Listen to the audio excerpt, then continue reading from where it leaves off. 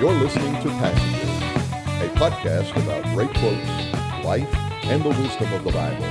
And now your hosts, Drew Kaiser, Jason Pulliam, and Tim Layton.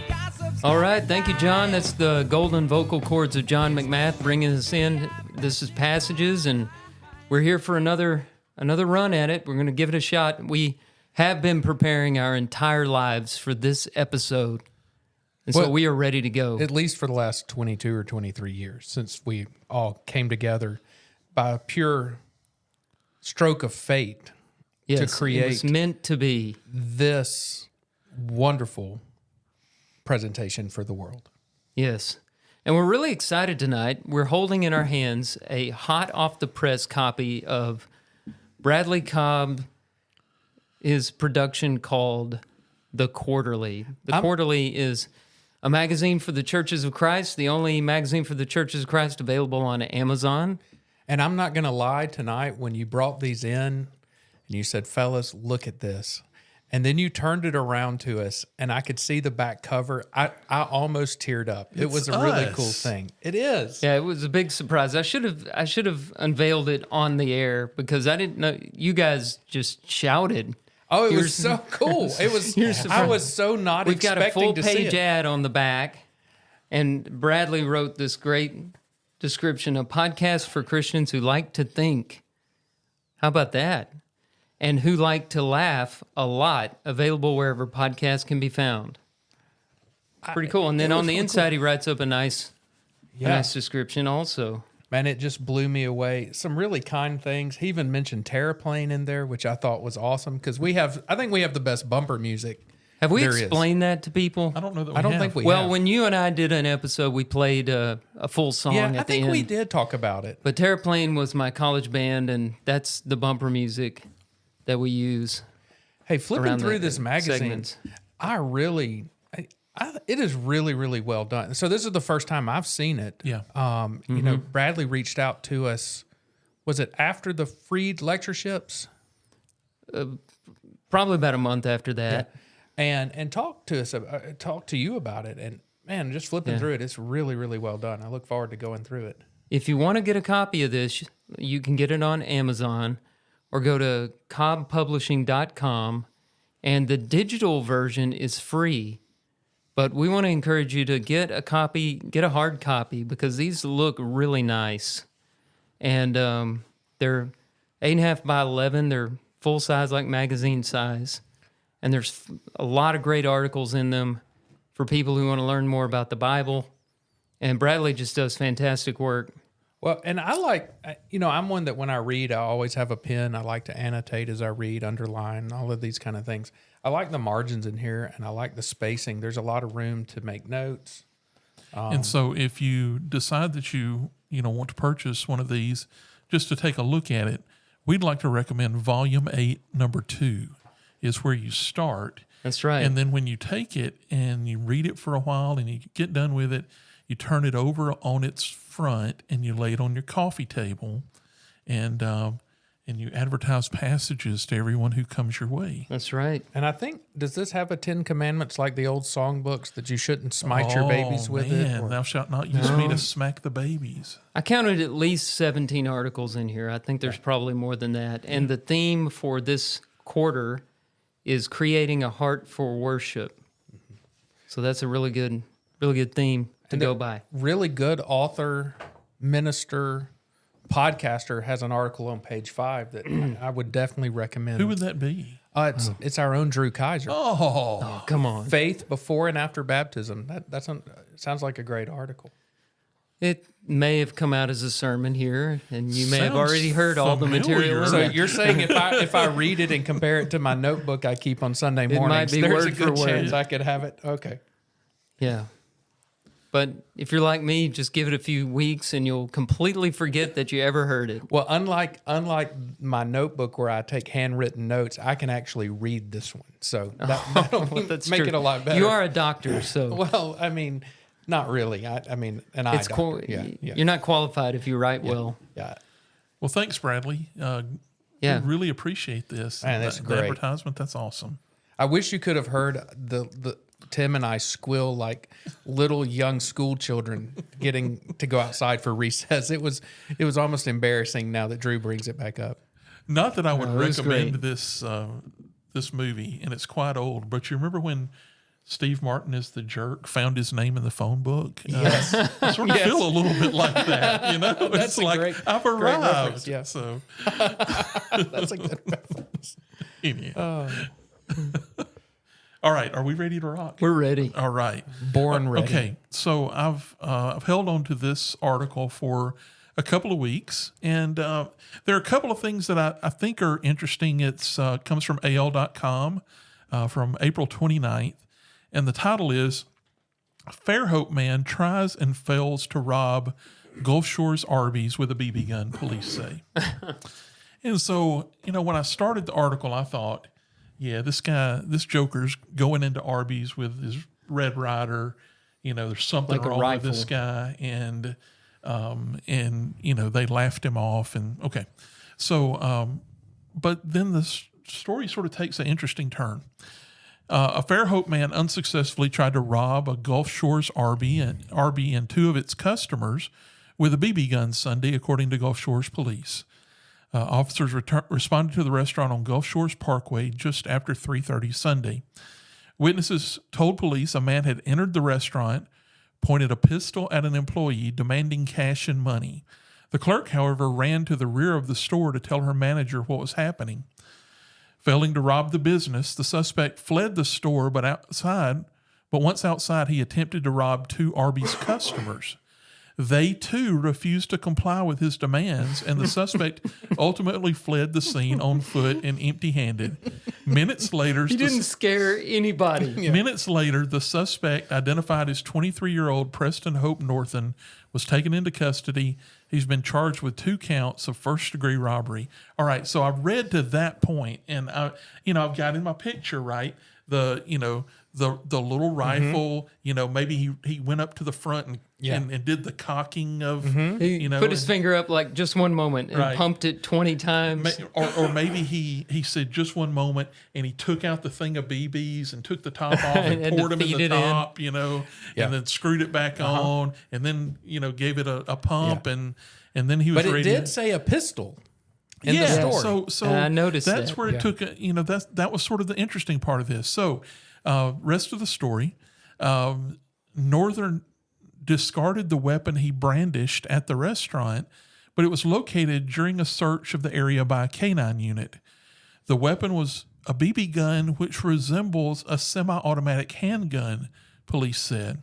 And then it goes on to say that this guy was charged in 2021 with robbery, burglary, assault, and reckless endangerment in Baldwin County, pleaded guilty to the burglary charge. He was sentenced to 20 years in state prison with 15 years suspended. I start doing math, 2021 plus 5. Well, he probably must have gotten out early. Information wasn't released information on when he was released from prison wasn't immediately available, but I'm guessing it might not have been long. And he went to Arby's. But I do want to talk about the twist of this story for a second. And the twist is, I thought that he was just holding up the place with a BB gun and people were laughing at him. But people are crazy in Gulf Shores. Right, because have you seen those BB pistols? Yeah, they he look said- like guns. He said it resembled a semi-automatic pistol, whatever It that looks means. just right? like it. But, if you're scared but it and was the real everything's deal. happening really fast. So he goes up, holds up the cashier. She turns around and runs to the back. I guess, I don't know. She's got the counter between right. her and him, so maybe So that then- makes a little So then sense. he goes outside and thinks, Yeah. I ain't leaving until I rob somebody. And they don't take him seriously Gunpoint either. to 2 people in the parking lot. They don't take him seriously. This guy's probably thinking, what have I got to do to rob somebody? I Yeah. mean, Could have come on. buried a BB in their Nope, backside. That's right. Then they might have started fired a little warning. getting the billfolds out.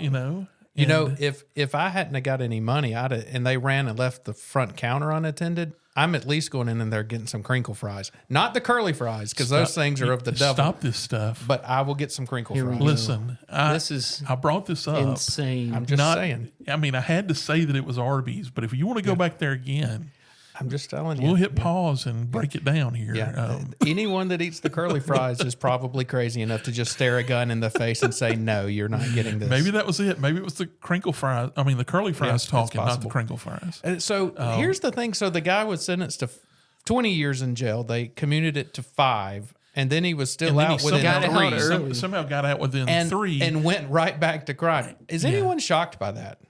No, that seems to be the pattern. Yeah. So it appears as soon as he could lay his hands on that BB gun that he had stashed, he was right back to a life of crime. I'm surprised just getting out of jail, it would have been carved out of a bar of soap or something. Yeah. It would have been just as effective as the Well, BB he probably gun. went home and he has like a 12-year-old brother. He's like, hey, give me your BB gun. I need it.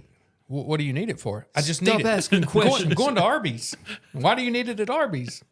Well, obviously, there's rats running around Arby's.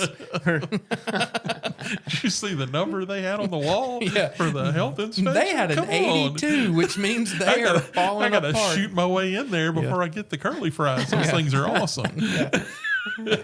Or not. All right, so I did want to at least just sort of plant the thought here, and we'll close this story. But have you ever thought about, like, if something like that happens, what would you do? Yes, Right? I've thought about this. So, I mean, like, you're in, so hopefully none of us have to work the counter at Arby's before, our end comes. But let's just say we decided to do that just for a little side job, retirement job. Some social interaction. Social interaction, right? And so somebody comes in and holds me up. I'm what do you I'm think they're- emptying the cash I am register. giving them everything there is there, and then I might duck, but I can't envision turning around and running. I would probably just stick my finger in the barrel.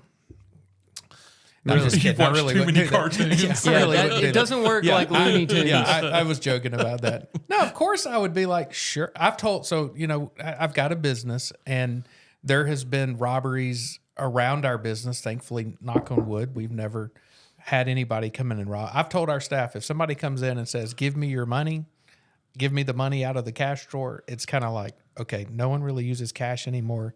Here's our $60. Good luck. to you. Right. Just give it to him and let him go. I mean, Right. I'm thinking Arby's, none of these restaurants are really carrying a real large cash supply, and most of them are putting them, the big bills go in the time lock safe. So it's, I don't know, it's just So crazy to go. They're going to open that drawer, and there's basically going to be the change they've made. There's going to be for a bunch of crumpled up like 1s and 5s and a bunch of quarters. I mean, it would be like trying to break into your But kid's what is piggy the bank. move? Do you stay there? Do you go under the counter? I mean, what do you do? I mean, I just don't think that turning around. Hey, it worked for her, right? I mean, Well, the guy got apparently this guy arrested. was not really good at what he did. Yeah. He So must not maybe have in been his real case, we would intimidating. have just laughed. Yeah, he may have come in and been like, "Excuse me, I have a BB gun, and if you would open the register, I would Pass a fry over here, What, if you don't mind. what if he slid over a note and it said, "I've got a BB gun. Give me all your curly fries." Yeah, I mean, we all know that criminals are not the brightest people in the world. Maybe I'm painting with maybe a she broad could hear the brush there, BBs but- rattling yeah. around in it. Yeah. as Well, he was had to be brandishing nervous. He's his shaking a firearm. little bit. Yeah. But no, if that happened, we had a guy that used to go here. He lives up in Huntsville now that worked at a local pharmacy, and he was robbed at gunpoint. Yes. I saw the video. That was terrifying, Yeah. and he complied. He just kind of stood there. Hands up in the air. And gave him what he needed. That's what you're supposed to do. And I think about that every time I go in a convenience store because, God bless those folks. That just terrifies me, the thought of that job. Oh, yeah. And, it's just scary, They right? usually put I mean, young they're- kids at they're those there at, closing jobs. or, they're at 2 or 3 o'clock in the morning. Yeah. And it just, that's It's rough out scary, there. Yeah. All right. Guys, I'm going to go rapid fire tonight because I've got 3 things I want to talk about. 2 quick little things that kind of tie together. I'm going to call it what's happening to this world, or more likely what's happening to our country. And then I want to tell a personal story. Let me start with the what's happening to this country. I don't know if y'all have seen this in the news today, but there's 2 things that have happened in America that are worrying me. Number one, the Boy Scouts of America have officially changed its name to Scouting America. They've dropped Boy Scouts. According to this New York Times article, the organization, which is battling bankruptcy, sexual abuse claims, said the rebrand was part of an effort to be more inclusive and welcome all members of America's youth.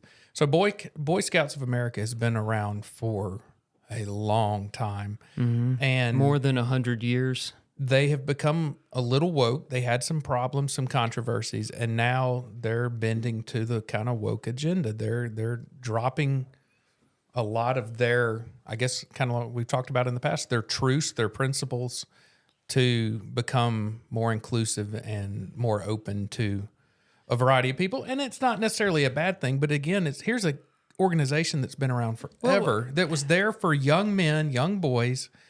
Right. And we can't have that anymore. No, because it's another anti-man you can't have anything exclusive. Exclusive. Well, if you're a man Yeah. or a boy. And then on top of that, just showing how far this country is going down, Victorinox, do you know that company? Yes. They're the company that makes Swiss Army knives, right? Have you seen the article? They are now making Swiss Army knives that don't have a knife. They don't have a blade. So I almost brought my Swiss Army knife tonight. I Leaves meant you to with bring the it.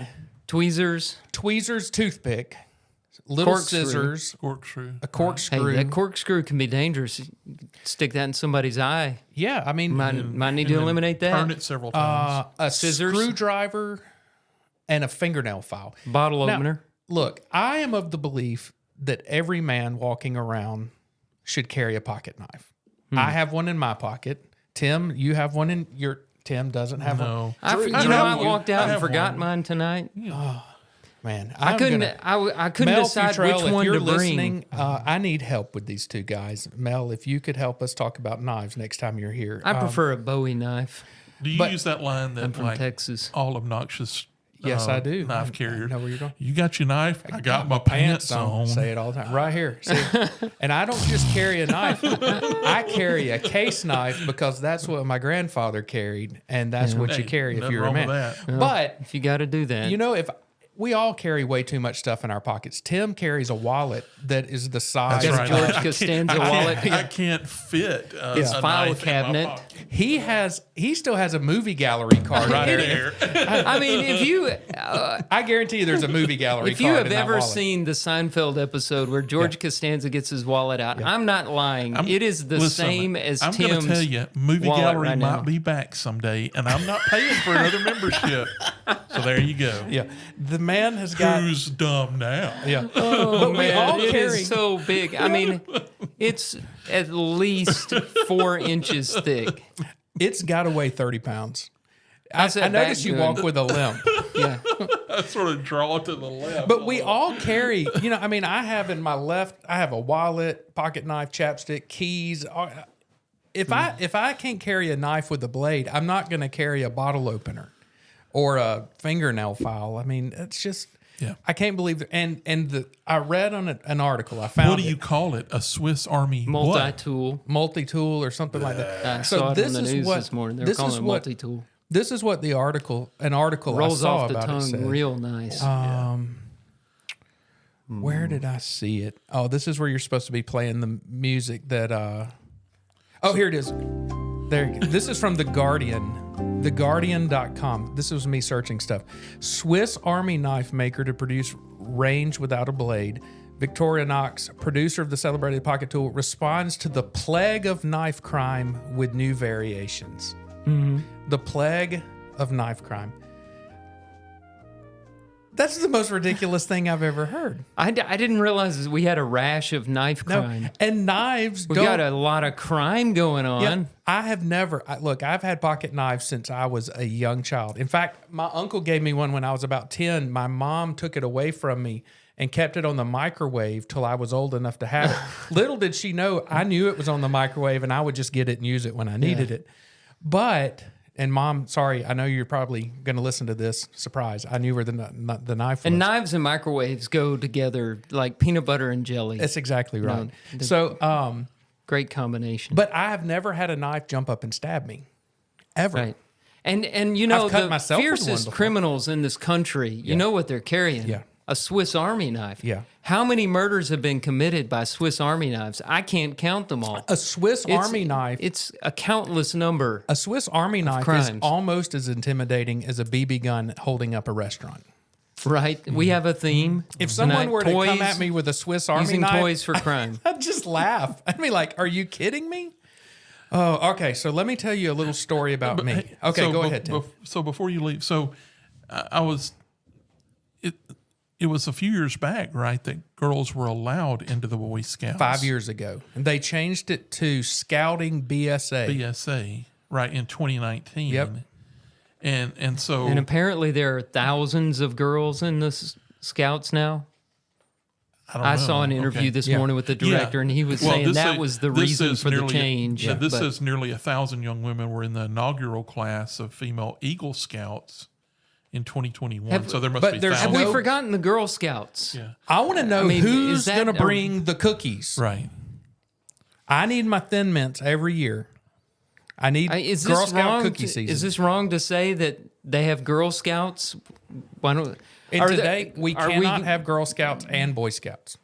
You can't. You got to have them all together. But they do have Girl Scouts. do they still? Yeah. Can boys be in the Girl They Scouts? still have the cookies. That's true. You got the cookies. You got the Girl So Scouts. can boys be in the Girl Scouts? I don't think so. They should be able to. I don't believe I mean, I don't want that, but Oh, it's just crazy. I just Again, this segment, we need to come up with a what in the world. That's what we should name the segment. Mm-hmm. What in the world? So they went to Scouts BSA, and now they just went to Scouting America. Okay. And what they're going to do is to go into oblivion. And they enunciate America. They don't say Scout America. They say America. Well, and we've had some kids at this church grow up and do Eagle Scout stuff or whatever, and I mean it's historically just a very impressive organization of just what they go through and teaching them things. And Yeah, they used to teach them how to survive in the Yeah, wild. absolutely. I don't think they do that anymore. Maybe Well, they do. I've got a friend who's a scoutmaster, and his boys do this, and I mean I know they still do a lot of scouting trips and things. So I think there's Do they go camping? Yeah. I'll tell you a story.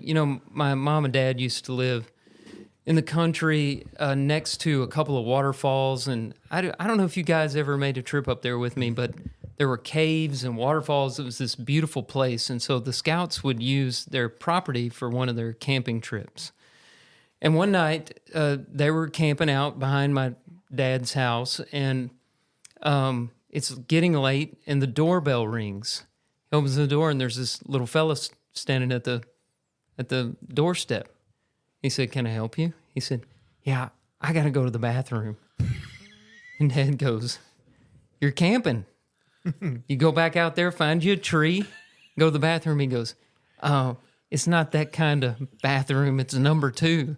And Dad said, "Well, get your little shovel, dig you a latrine, do what you were trained to do, but you're not coming in here. You're a Boy Scout." Yeah. And they'll put that little badge on your little sash that says you have pottied in the wilderness. That's right. And that kid's face just dropped.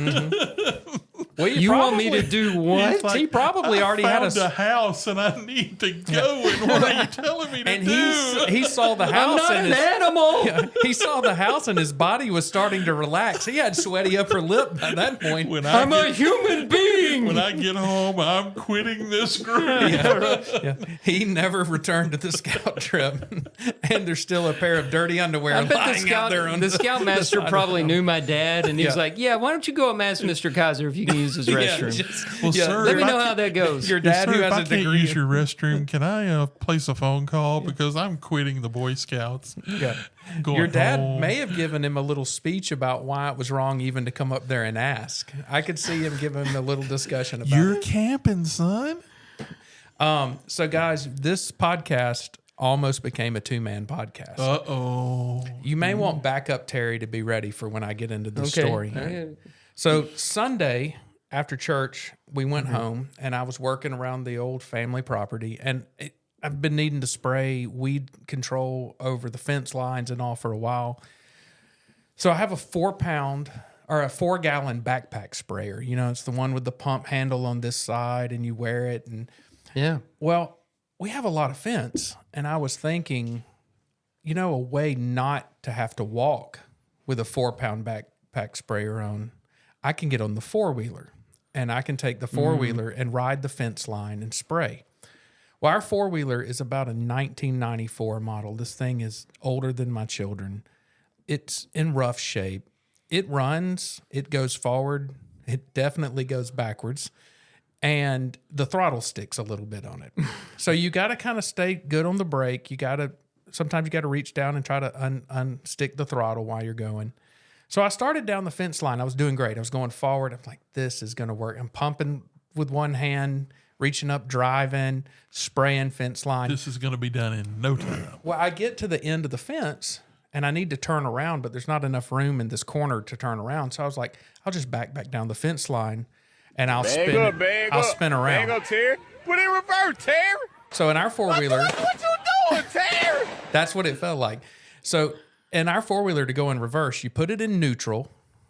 And as you put it in neutral, you pull up. Once you're in neutral, you pull up on this thing and you push it down and it drops it into reverse. Well, the throttle sticks pretty bad in neutral. So if you put it in neutral, it just runs almost wide open. Oh, man. So, but when you drop it into first gear, the throttle, the idle drops and it runs normal-ish. Not so much in reverse. Not in reverse. No. So I am sitting on this thing facing the woods, a fence to my left side, trees to my right side, and I need to go back. And there's enough room. If I can go back, I can turn around. I put that thing in reverse, and it was like being shot out of a cannon backwards. So the first thought was, let go of the throttle. And then I look, and I didn't have my hand on the throttle. So it wasn't the throttle issue. So I'm squeezing. Now I've let go of the sprayer and the pump handle, and I'm holding both handlebar brakes as tight as I can, and I'm stomping on the foot brake. Nothing is slowing me wide down. open. So, when you're going forward and you turn your wheel a little bit, you're okay. Your car will kind of swerve and all. When you're going backwards and you start turning your wheel, which is now on the back because the back is the front, you don't make little motions. It makes big motions. So I started doing where I'm going side to side. And at one point I thought, this is not going to end well. And boy, howdy, was I right.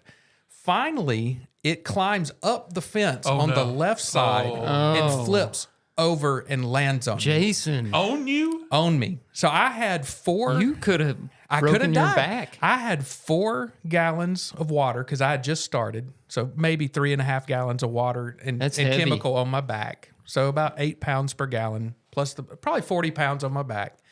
And I turned this thing over on myself. Luckily, when I hit, it's made where if it turns over, it cuts off. There's a kill switch. It kills, which is great. But now I'm laying, not pinned because I could get out from underneath it, but I'm laying kind of under this thing thinking, okay. Did any part of your body take a direct hit? Oh, I hit the ground hard. I mean, it got my left leg or my right leg a little. It landed more on my leg than anything. My right side from my shoulder to my hip caught most of the brunt, just hitting the ground. But I'm laying there on the ground, and the first thing I thought was, okay, I see birds. I hear birds. I'm not dead. That's a plus. And then you start slowly, and I'm sure this is happening really quick, but in my mind, it's going slow. I'm like moving my arms and my hands. Yeah. I'm like, okay, I think I'm okay. I'm good. And so I've kind of pushed out from underneath it and slid over to the side and was just sitting there. And I'm like, oh, I'm not feeling so good. This is hurting a little bit. I'm just going to sit here. And I was like, I need to call Cassie and get her to come over here, mostly because I needed some sympathy. And just in case I needed help, because I wasn't sure how I was doing yet. So I call her, and of course, what happens? It goes straight to voicemail. I mean, how many times do we call our spouses not to get them to get the voicemail? And finally, I see her driving across. She was going to the barn, and I'm yelling and screaming, sitting on the ground, waving at her. And she comes and sees me. And as she's pulling up, she's laughing. Yeah. Oh, yeah. Because if there's one thing Cassie will do, if she sees you fall, she's going to help you. She loves a good but fall. she is going to laugh. And she was like, buddy, what happened? And then she said, did you have a backup Terry moment? And I was like, I did. But Yes. I have been so sore this week. I have a bruise back here on my side. I mean, you just got thrown My neck, off I guess, the You're from just lucky to be being alive. jarred, my neck hurts. It was a dropped bad, it on you. It was a bad feeling. So I sat Cassie helped me sit the four-wheeler back up, and I just pushed it off into the edge of the woods. And about 4 hours later, I went back down there, cranked it, and went and parked it, and took the key and hung it back up, and thought, well, in my defense, I want to say I finished spraying fence lines on foot. And from now on, I will be walking those fence lines. Better for your health in all kinds of ways. Well, it was but I literally, there was a moment where I thought, this is how it ends. This is why Mom always said you should wear a helmet, and you're not responsible enough to have a four-wheeler. Right. So That would be a good discussion. We don't have enough time tonight, but sometime we ought to talk about times we almost died. yeah. Everybody has those. Oh, yeah. Well, that one, I can think of 3 or 4 yeah. that I could share. Well, just walking away from that, other than just being bruised up and sore, I'm feeling pretty lucky. Yeah. I won't be back on that thing anytime soon. Are you going to get? I think you ought to get rid of the four-wheeler. We had that discussion. We Don't- love you. don't have those. We had that discussion. There were Those are when death you told, traps. When you told this story, and a good four-wheeler can be a death trap. But Yeah. a 94, That's not a good 95, four-wheeler. no, Right. this one's in bad The shape. stuck Hey, do y'all throttle, remember- it Yeah. works The if I one- jiggle it just right. The one, No, the no. four-wheeler you get for a very cheap price because somebody's just getting rid of it, Yeah. that's not a good thing. Do y'all remember in the 80s the three-wheelers? my. Basically, I knew a kid that got killed should- on it. You should just have Yeah. those upside A down. lot of I mean, deaths Yeah, a lot from of that. They would three-wheelers. just- But I will never ride a four-wheeler going backwards again, ever. I may get on a four-wheeler again at some point. Probably not that one, but I Just will make not big be turns. going backwards. Let's Just sell let's it. go ahead and do away with that one. Yeah, Get rid of it. maybe I If- should just if drive you the don't- truck out there next Because time. if you don't get on it again, I know a couple of boys that'll get on it again. And Let me they're motivate gonna you too. this Yeah, way. right. Yeah. If you die, Tim and I we're not gonna carry on. no, Oh, y'all Passages would is carry on. done. you even see this though picture on the back of this. There's 3 guys on periodical there. Right. here. I'm not redoing the Yeah. I'm logo. the tall, Nope. skinny guy, right? Right? Sure. So, am I the guy that has the shorts that have the tie on the side of them? It's just a stock image. Is I it? think it is. I think that's you. There's like a I've seen you wear shorts like that. Who do you want to that you be? tie up on the side. Oh, maybe they just had strings. Well, I'm clearly supposed to be the fat one, but nobody on here is fat enough. So, anyhow, When we hit 1,000 episodes and rebrand, we'll talk about it. all right. All right. Now, I'm gonna work out this before is an then. election year. And we have a new segment that I think we'll return to over and over again in 2024. Hail to the Chief.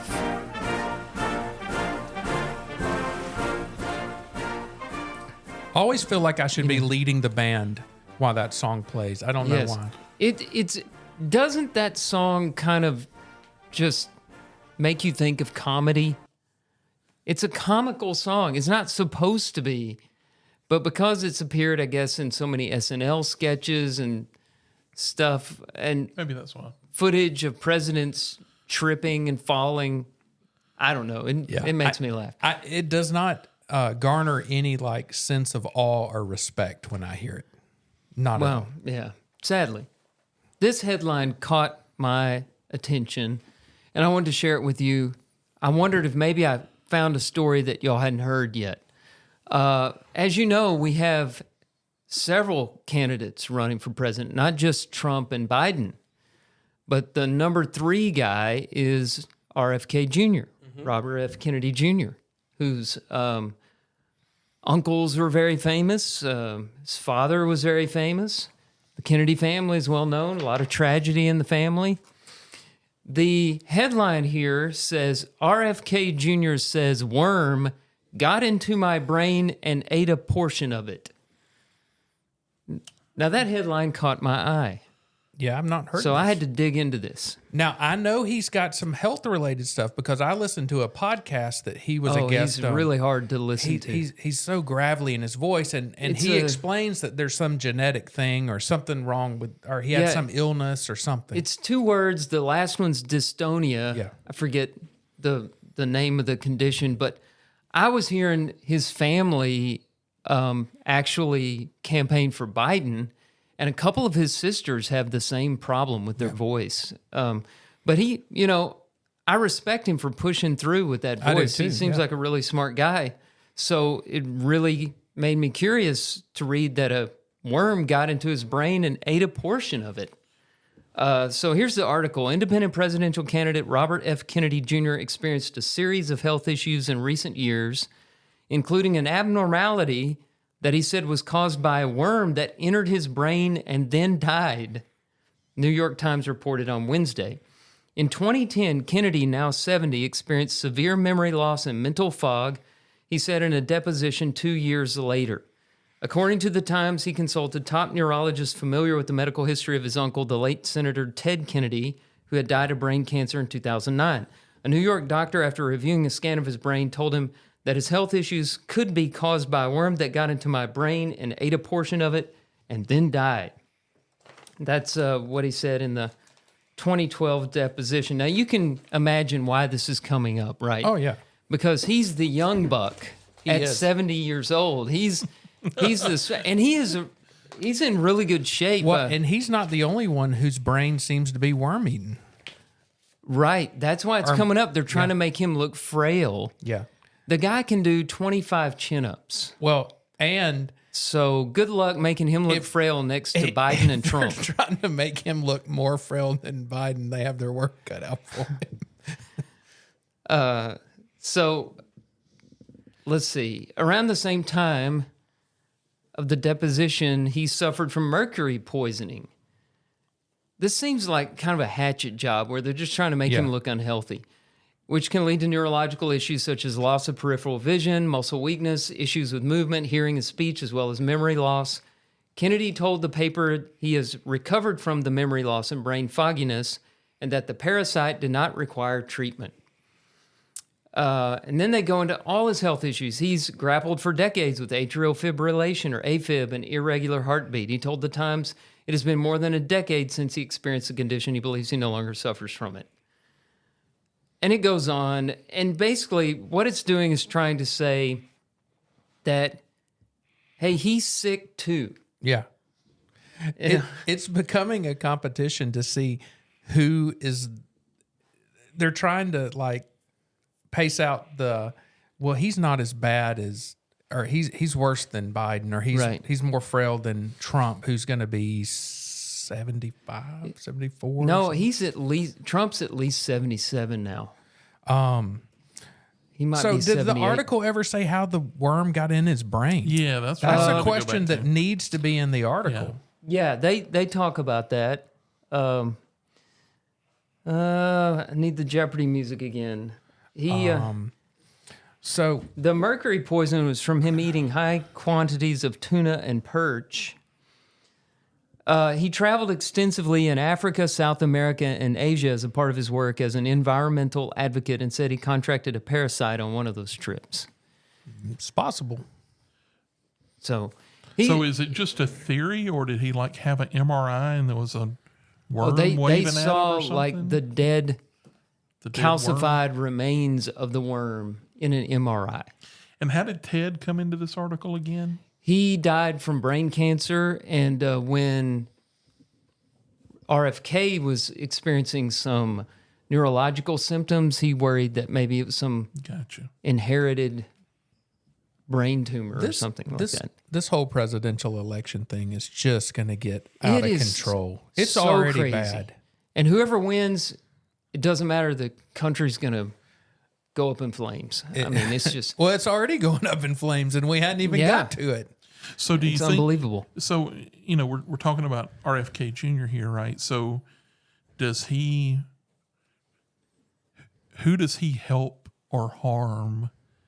And is he projected to get enough votes that it'll matter at all? So they're saying that he could potentially take as many votes as a Perot did, like 15, But 17%. Perot was definitely a conservative Yeah.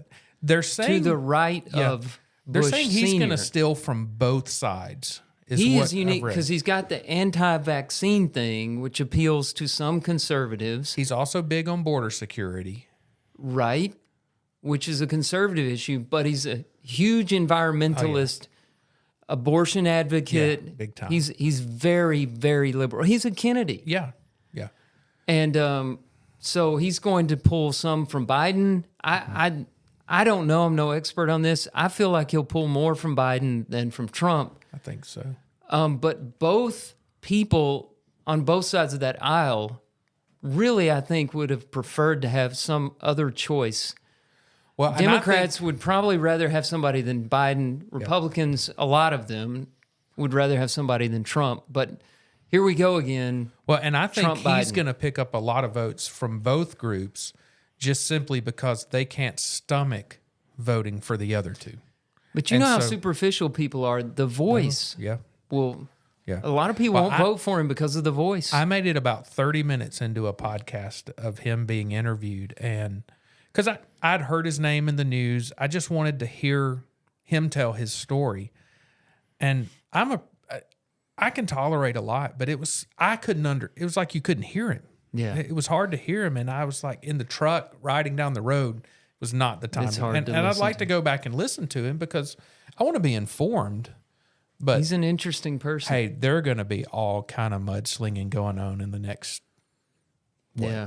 4 It's months, not going to 5 be pretty. months. Right. And we don't talk a lot of politics, in general, but so while we're here, Oh boy. so who does Trump potentially get to be his running mate?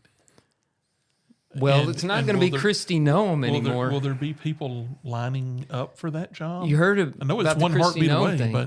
but I was thinking it was going to be her because she's South Dakota, a woman, conservative, and then she puts this book out about killing puppies, right.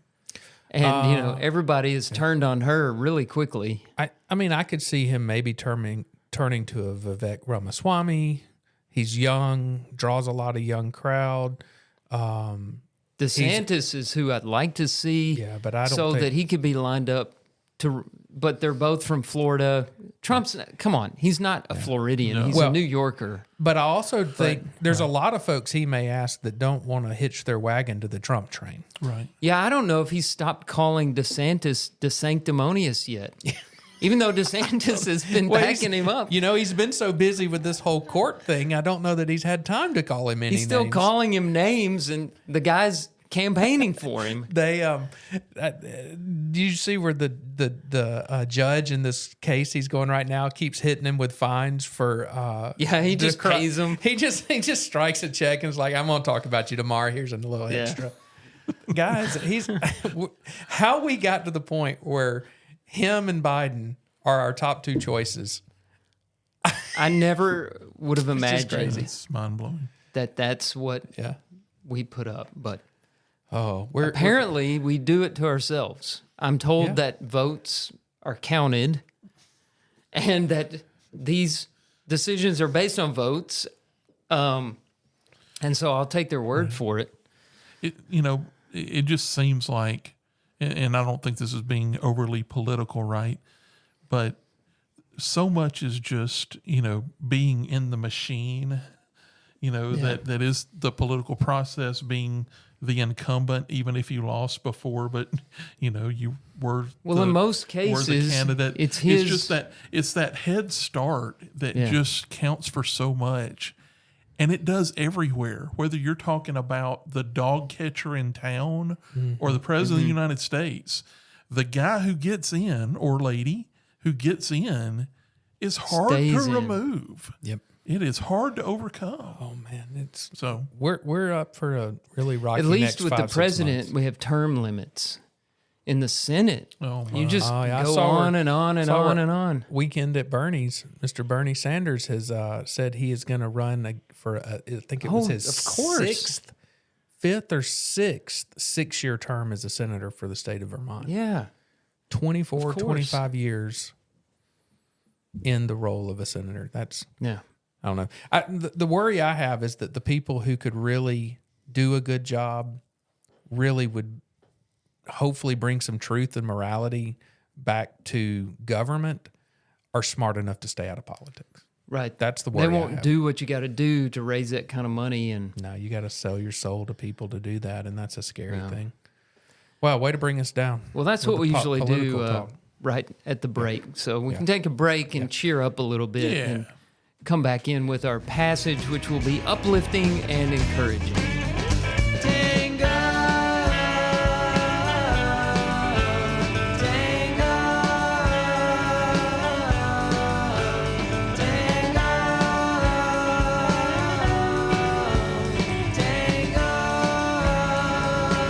Welcome back.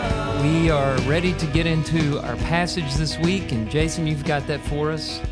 That's right. We're going to do a quote this week from Frederick Douglass. If you don't remember your history, he was actually a really monumental feature in the early civil rights movement and the abolition of slavery.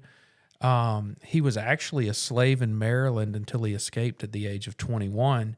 And really lived a long life. So he was born in 1818 and didn't die until 1895. For those times, 77 years old was pretty impressive. But I read this quote, and just some of the things I have gone through in my life, some of the things I've been reading about here a lot lately, this quote really jumped out at me. So I did vet it. I looked on multiple sites, and it was all tied to him. So I feel pretty confident that this is something he said. He said this in part of his discussion about the problems of slavery and how to make change in society based on it. But the quote is, "It is easier to build strong children than to repair broken men." I'll read it one more time. It's easier to build strong children than to repair broken men. There's a lot that can be said about this quote. There's a lot of directions to take it in. But the premise is that the way we affect our children in their early years really, really plays a role first on their life later on when they're men and grown women. And it is a lot easier to train them, to teach them while they're young and malleable as a child than it is when they are older and set in their ways. I've been reading a lot lately. There's a book called The Myth of Normal that I've been reading, and it talks a lot about childhood events, whether that be traumatic events, good events, the way children are raised, the environments they're raised in, and how that develops either healthy adults or unhealthy adults from a mental standpoint. And, we see a crisis in our world today. There's a definable mental health crisis going on. I mean, the number of prescriptions written for mental health drugs are just unbelievable. And they're in an attempt to repair broken man. I mean, there's more people relying on counseling, therapy, medications than have ever relied on them. And part of that's because we have a better awareness of what's going on. We have better access to it. I think it's a really important thing for people to be involved with. But there's a lot of time and effort trying to heal adults now that would have been much better handled if they had just been raised in a proper way or given an opportunity as a child or set in the right direction. That's right. I the first scripture that popped in my head was the Proverbs 22:6, train up a child in the way he should go. When he's old, he'll depart from it. It's not a law guarantee. Yeah, it's kind of a principle. And it's this idea of the things that we teach our children when they're young, the way we interact with our children, the way we love our children, the way we connect with our children, the way we affirm our children, the way we discipline our children, all of these things are going to affect their trajectory in life. And it's a lot easier to try to mold them at that malleable age, at that young age, than it is to try to bring them back to a state of health when they're old. And I think we can all say this as parents of teenagers. It's easy to start thinking this is not sinking in. Their peers are having more influence on them than I am. But that's not true.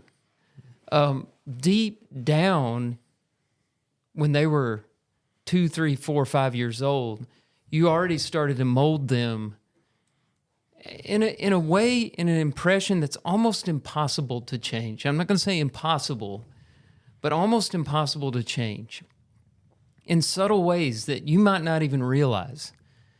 And I get frustrated. I know you guys do too. Our kids come home and you're like, who are these people? Where did they get these habits? Where did they get these words? Why are they behaving this way? What is happening at school? Who are they hanging around with? And look, peer pressure is a real thing and it does affect our children, but we can't start thinking, well, I just give up because nothing I do matters. It does. It does. We're having more influence over them than we give ourselves credit for. This is there are parts of this that are obvious, right? When it comes to, the kind of, love we should show for our children, the way that we should, hopefully build into them and nurture, positive characteristics and love for God and a lot of things. There's some of this that I don't know about y'all, but along the way, it's like you begin to doubt, my recipe in this. And you're right. Some of this is just we're in the here and now. And so we see today's result about something and we're like, I thought I was doing this right. I thought I had it figured out. I thought that I had made the appropriate adjustments. I had accepted from my parents the things that I wanted to bring forward, and I had it figured out. I had the recipe, and I had injected some adjustments to that, and I had it. I'm talking about things like. And the bad parts stick out to us more than the good parts. Sure, they do. Absolutely. 95% is good. We're looking at the 5%. And some of this is a real balancing act, right? And when we talk about building up and tearing down and all that, when you talk about, have I built the right kind of strength, and don't take this as being arrogant, like I feel like I'm, Jonathan's a marionette, and I'm pulling all the strings. I've realized, but we do have a lot of influence, right? For the time that they're with us, we have a great deal of influence over them. So when it comes to strength and humility and work ethic and attitude and a lot of these things, and all our kids go through a lot of these, a lot of ups and downs along the way and a lot of changes in their personalities and their lives. But sometimes it's like, have I done the right thing to set them on the right course? Because I thought I had this recipe, and now, today it's not working out issues, the way that it's not working out the way that I planned it to now. And we talk about this all the time, right? Our kids make mistakes. They're still really good kids. And, a lot of things are happening in a very positive direction.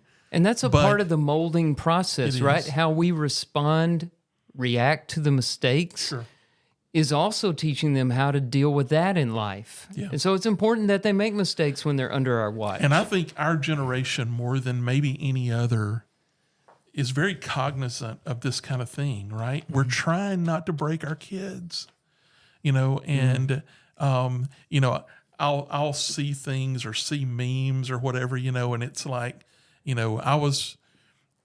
I'm not painting with a broad brush, and I had great parents and I love them dearly. And I know you guys feel the same kind of love for your parents, but these memes will say things like, I grew up in an age where they just, kicked you out the door by the seat of the pants and said, come back when the street lights come on or whatever. Mm-hmm. Broadly, I think that generations before us, maybe we're not as, I don't know whether it's stressed it, neurotic about it, whatever, about trying to build up the right things, not damage the wrong things, but at the same time, this is the problem, right? It's the recipe, but you want to build in some toughness, right? I don't want to make this kid think that he's perfect and he never does anything wrong, or that he's the greatest at everything because all I do is I just, shoot rainbows and unicorns at him all the time.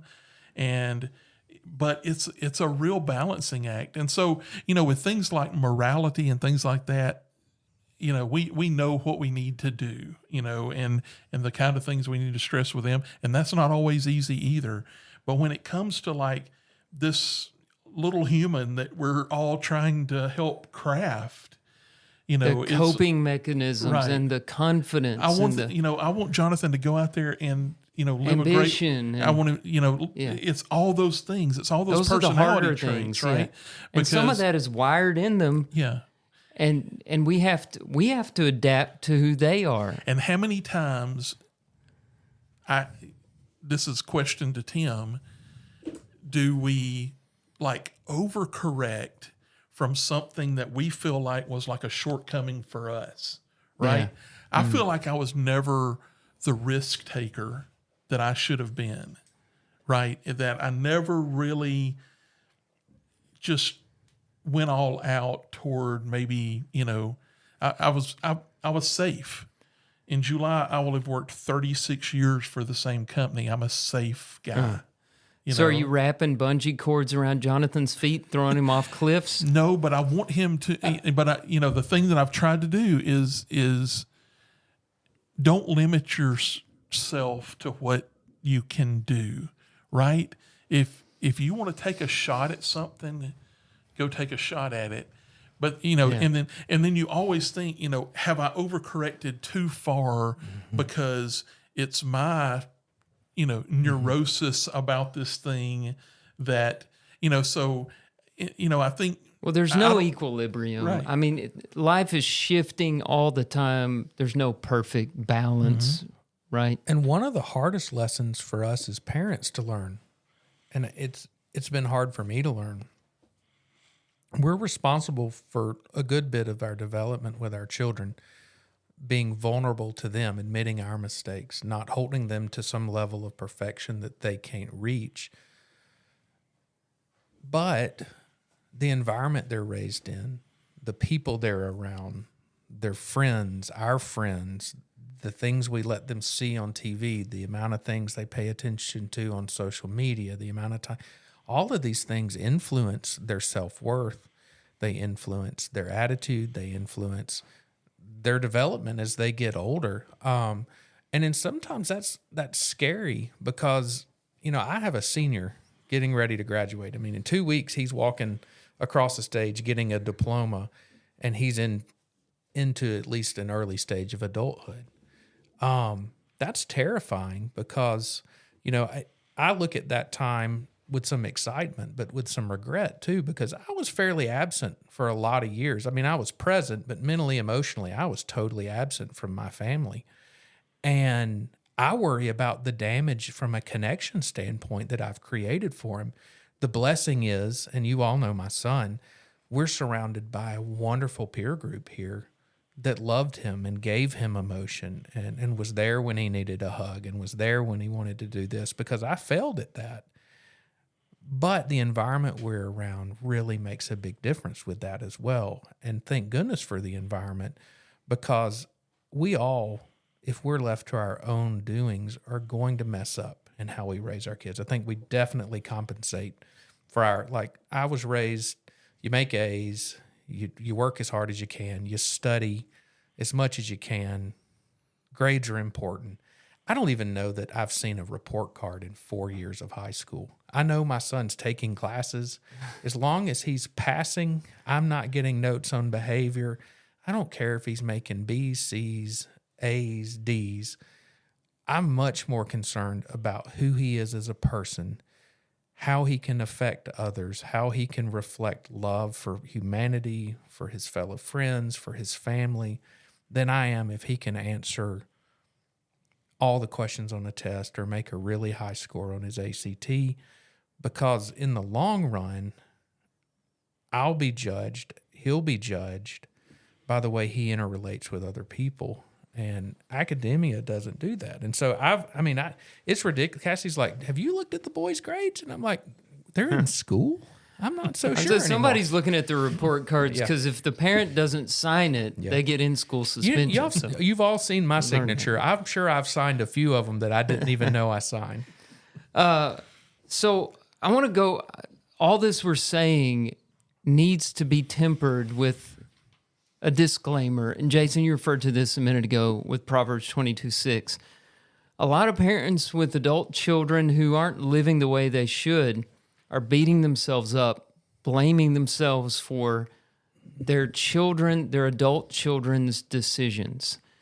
And, it's like Jason was saying, that's not a guarantee. It's a general rule. It's a proverb.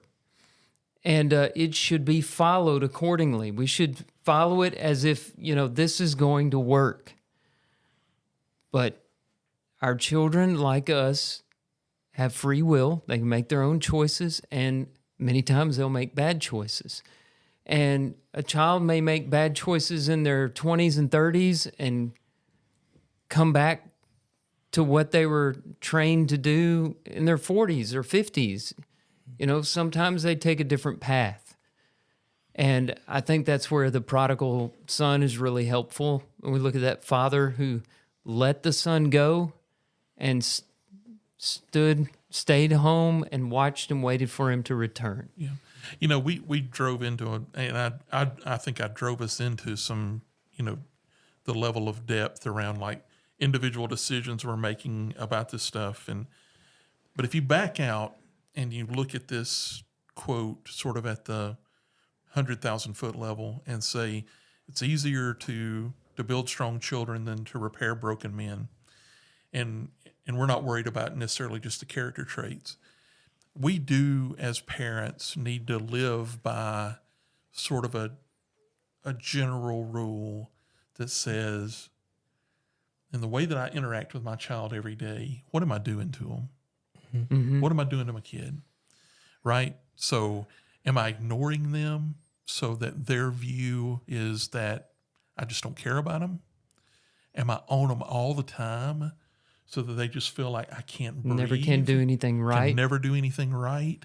Am I, jokingly or not degrading them all the time and they just feel like they have no self-worth? Am I building them up improperly to have this view that, hey, Dad will go fight anybody for me about anything, right, wrong, or otherwise, and so the world is my oyster. It's impossible for me to fail. That general principle, I think, is very true, that we need to ask ourselves, is just the way that I live my life in conjunction to my children, what am I doing to them? Mm-hmm. So I think that's one big thing that, it comes to me, and that there's flat truth in this. If you're doing some of those things to your children today, if I'm doing that, I'm creating a mess for them a few years down the line. Right. You may not be seeing it today. Right. You may have them in line. You may have them right where you want them today. And the mess and may the fruit will be born later. And the mess may not be like external fruit, but I may be building something into them and the kind of parents they're going to be to their children. I mean, there's all kinds of different fruit, right? Yeah. And a lot of this breaking that we think about here is breaking people inside. Well, and the idea of it's easier to build strong children than to repair broken men. I've been in a lot of recovery meetings, counseling, group stuff with a lot of broken men. And to a person, they will tell you they wish they had known more as a child. They wish they had understood things better, had things explained to them. And a lot of these people have been searching for some type of recovery and healing for years, 30, 40 years, just trying to find some peace. and still coming to recovery meetings, going to group meetings, going to counseling, going to therapy, taking all the medications to try to control some of that internal fruit that you were talking about. And if there had been better connection as a child, better understanding as a child, maybe they wouldn't have been there, because kids are so, what's the word I'm looking for? They're so easily to adapt. They can adapt. And we do a disservice a lot of times with our kids when we're broken. And I'm speaking from a place, I'm one of these broken men. I'm going to be spending the rest of my life working on this whole broken man thing. That's just my history. You know my history. We're not going into detail here. But I'll spend the rest of my life repairing the broken man that I am. And it would have been so much easier as a child to have been able to understand this. It would also be so much easier to blame my upbringing, to blame people around me. And I take a lot of personal responsibility for what I've done. I was raised in a great house. I had loving parents. I had a loving environment. I went to a small private Christian school. I had everything set up for me. But because of a few things and a few ways that I think and just some mental stuff that was there, I'm a broken man. I have messed up a lot of things. And it's hard. Man, it's so hard to repair being a broken person. And when we're that person, when we're broken, one of the strongest lessons we can teach our children is be honest with them. Mm-hmm. My kids know everything about me now. I kept secrets from everybody for 10, 12 years. My kids know every detail of everything. I don't have secrets from my children. And they're not perfect. They've messed up. They've had things. But you know what? They'll talk to me about it now because they understand, hey, Dad's not perfect. He's not holding me to a level of perfection. He understands this. And so if you are one of these men that are broken and you want to build strong children, be honest with them. Be vulnerable. Yeah. Don't walk around. As parents, we want our kids to see us as great people. It's natural for us to want to do that. As humans, we want people to see us and like us and appreciate us and accept us. And so we'll hide our demons. We'll hide our dark places so that people don't see those, so that we won't be judged. But man, there's so much love and acceptance if you'll just be vulnerable and open to people and be open to your children and let them see, hey, Dad, Mom, they're flawed and it's okay. They're still working hard. They're still here. They still love me. They're still striving every day to make us a happy family. And that's a huge, huge thing. A person is like a house. So if you're a homeowner, remodeling is really difficult. Mm-hmm. Once a house is built, it's harder to put in windows. It's harder to put in doors. It's hard to get anything back to perfection. It's a lot easier to build something from scratch than to remodel it. And that's the principle borne out in humanity is if you have the opportunity to do it, start your children off right from scratch and realize, like we've been saying, your actions now have consequences long term. There's a great example of this in 2 Kings. If you study the kings and the order of them, there's a set of kings there over Judah near the end that, there's a good king and then a bad king and a good king and a bad king. What's going on, though, is what happened early in their childhood. Manasseh was one of the worst kings. He's one of the kings that burned children in fire. 2 Kings 21. Now, this isn't told in Kings, but in Chronicles we're told that at the end of his life, Manasseh repented and God forgave him. But you know what kind of a king his son was? Ammon was a wicked king. Even though his dad turned his life around at the end of his life, Ammon was already an adult by that point. And so I don't know if Manasseh went to his son and said, you need to lead these people according to the commandments of God. I don't know. But Ammon had a bad ending because his dad, whether he tried or not, we don't know, couldn't turn him around that late in life. He was a broken man, hard to build back up, hard to repair. But after Ammon was Josiah, one of the best kings of Judah, maybe the best. But Josiah, because his father Ammon was so bad and died prematurely, Josiah came to the throne at the age of 8. And he was raised not by the influence of his father, but by the influence of a high priest. And that had everything to do with why Josiah was a good king. Mm-hmm.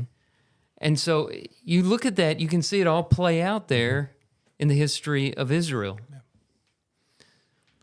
So, I think that it's probably worth saying that, all of us are going to do some amount of breaking, right? If we have children, we're not going to be perfect at it. We're going to try really hard. We love these kids, but we're going to do some breaking. We're going to give them some baggage, and hopefully it's just not that big stuff, right? Yeah. Hopefully it's, a 4-inch wallet and not a case of, a collection of Samsonites when it comes to the baggage that we give them. Or a 2-inch wallet. That's right. Or maybe a normal wallet, right? But the point I want to make is if you and your children are still above ground, it's not too late to help in that repair process. I mean, I've got some of this in my family where, if the phone rang and a parent was on one end and the child was on the other end and the parent said, "Hey, I did some stuff, I'm really sorry for what I did to you," it'd be a game changer. Mm-hmm.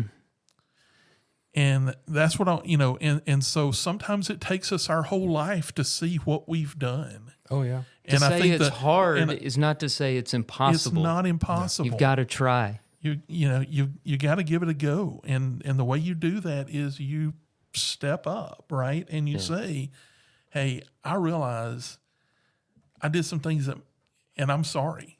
Mm-hmm.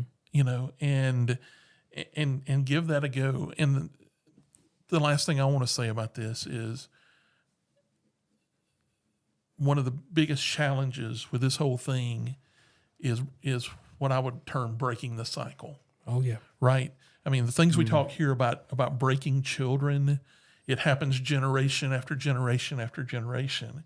Yeah. And if if the grandfather's abusive in some way and the dad is, and it's hard to break the cycle. And I think the fact is that, I think we live in a world more than any other where there are people, there are friends, there are church families, there are therapists, there are a lot of people that will help you break that cycle if you want to do it.